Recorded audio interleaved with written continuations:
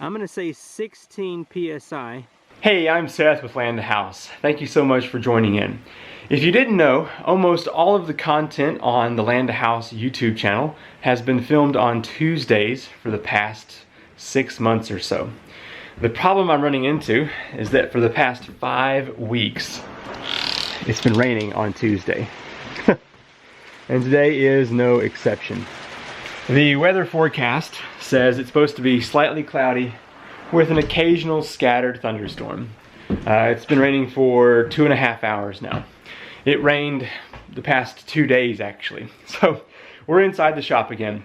But if it clears up long enough, the plan is to take about 300 feet of garden hose up the hill here. And I'm going to be using the Rainbird rain gauge. My other one died after about 5 or 6 years of use.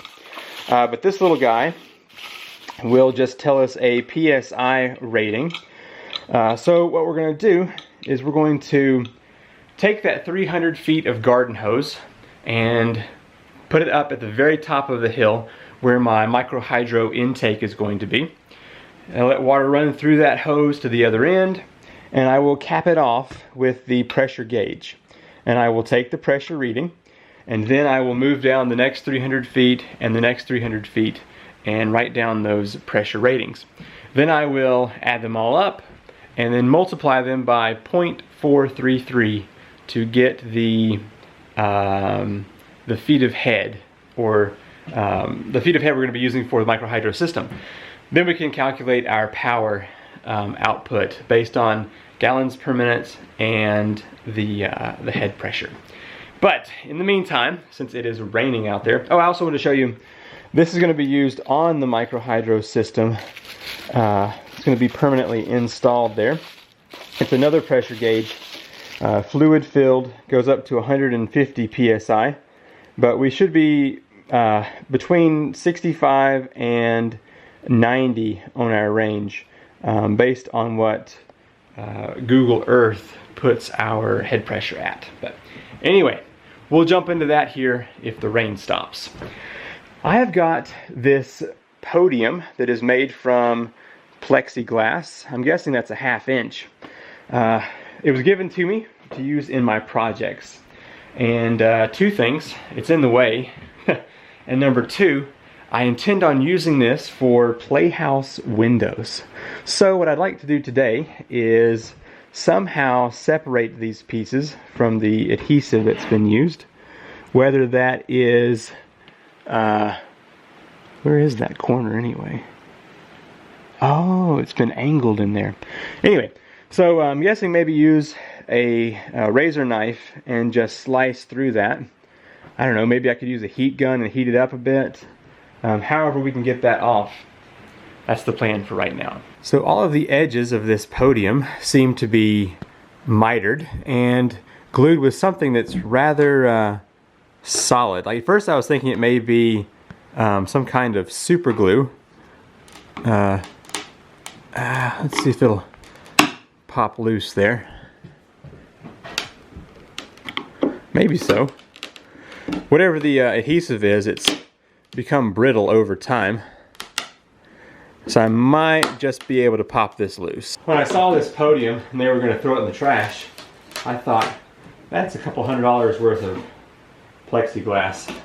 I'm pretty sure I could find some kind of use for that. And I think a playhouse window would be really great. Oh, there we go. Nice. Okay, well that worked out pretty good. Now I gotta see about getting these mitered edges undone here. So the heat gun idea isn't gonna work. It's just too much surface area here. And I was thinking, since I want this to be straight, most likely, when I use it, why not just try to cut it? So I've got the Dremel here. We'll see if that's gonna work or if I need to step up to the angle grinder. But let's just give it a try here.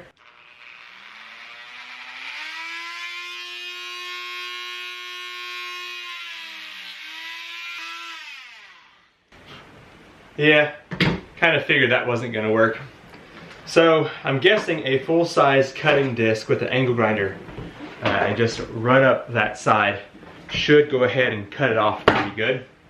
And I'll just throw out that corner that has been mitered. But since it's raining outside, we may have to do this another day. The rain has stopped for a bit. I don't know for how long, but I've got the pressure gauge here, and I've got 100 foot of garden hose right here. My other garden hose is down at the neighbor's house where I was installing a ram pump last year. So we'll take the four-wheeler and drive over there and get maybe 200 feet. I think he ran over one of the hoses with his lawnmower.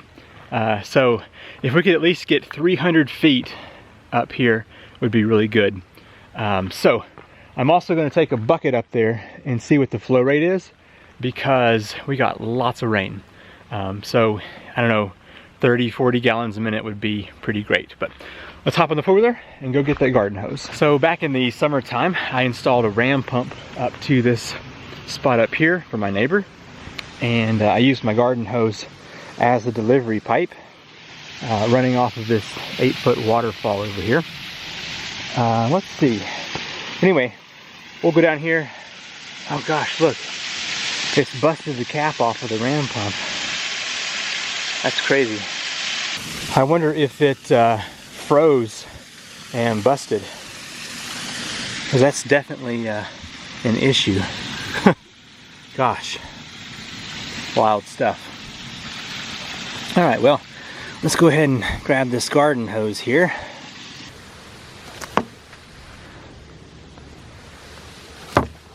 So I drug all the hoses back, and it appears to be the orange one is the one that got chomped by the lawnmower. So I'm just gonna leave it up here, and we'll take this one and the other two, and we can at least get 300 feet reading at a time.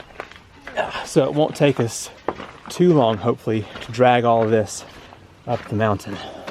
If I were Matt Carricker from Demolition Ranch, this is probably the point that I would make some joke about all my hose following me.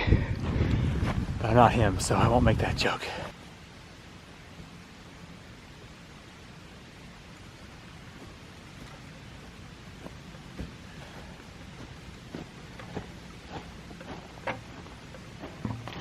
Made it up to the top. I think this pool right here is going to be really good for siphoning out our water to test this out. So I've got the other hose spread out down there. We have to go hook it up, but you can see the water is flowing a lot more than it was before. I'm going to kind of do the same thing we did last time to get a flow rate test. Maybe just put a couple of these rocks in here, kind of direct the water into one certain spot, so we get our bucket up under here.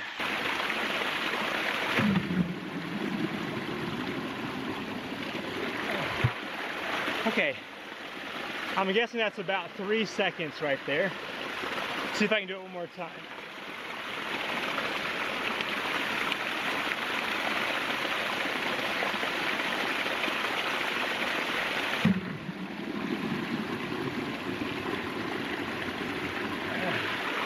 Yeah, 3 to 4 seconds.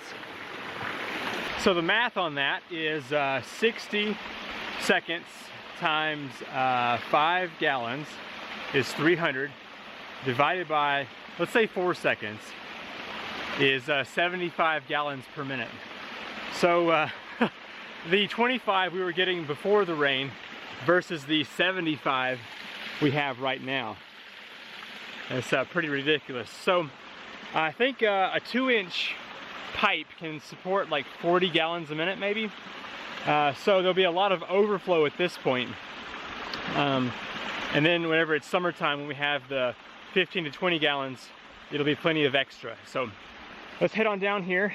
First get this sunk in the water, and we'll start hooking up hose to get a PSI value. So waterfall is right there, and here's the end of our first garden hose. We'll go ahead and siphon this, hopefully. Probably get a lung full of water.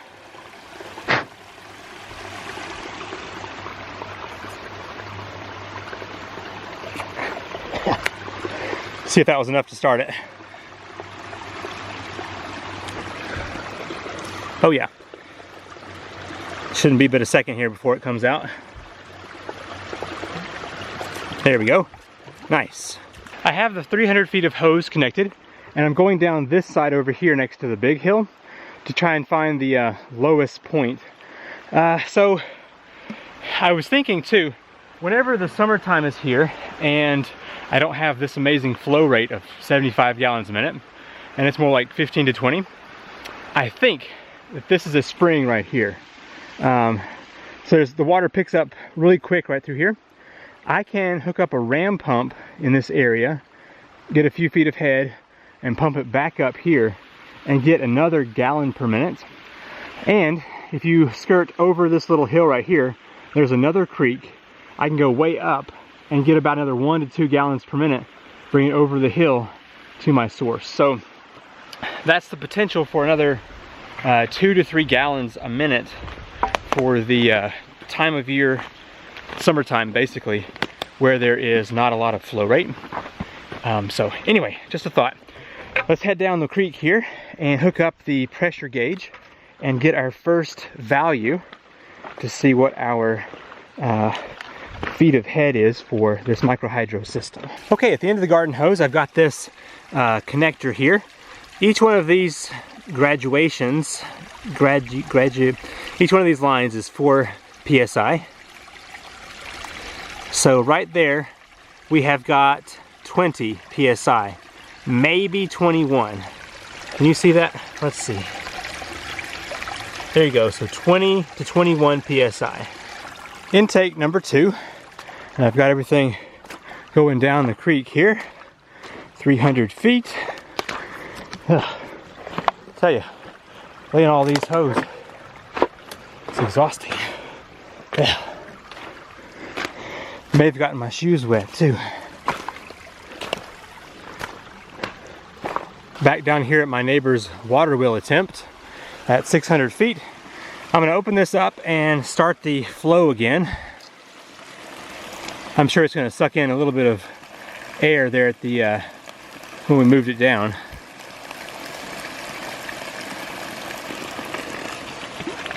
There's some. Looking like, let's see, 4, 5, 6, 7, 8, 9, maybe 9 PSI. I pulled it off again and let some more air out that was stuck in there. And actually this lower range here, 0 to 20, there's only 3 ticks, which means it's 5 per line.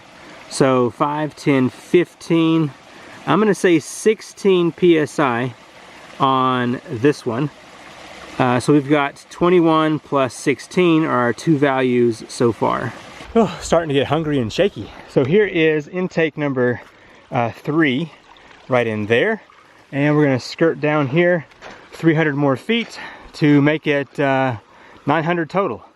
So we're almost there. Okay, back down here at the bottom. Let's open this up. Let it pull some air if there's gonna be any in there. I anticipate there to be some. So it's good to know that there's only 3 tick marks on the first section there, and the second, and well, I guess all the rest of them have 4.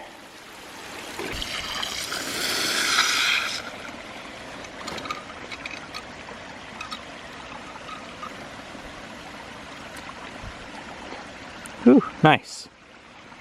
Looks like right at 20 on the dot. I'm gonna see if there's any more air in here and I'll try it again. With my laser tape measure, I calculated that I could make it right over here to this little marshy area, which is on the property. We're here right now with 1,050 feet of hose. So I'm guessing if instead of following the creek, I went straight, which is what I would want to do, I would actually save about 30 to 40 feet, which I could cut over here. So let's find out what our last PSI is.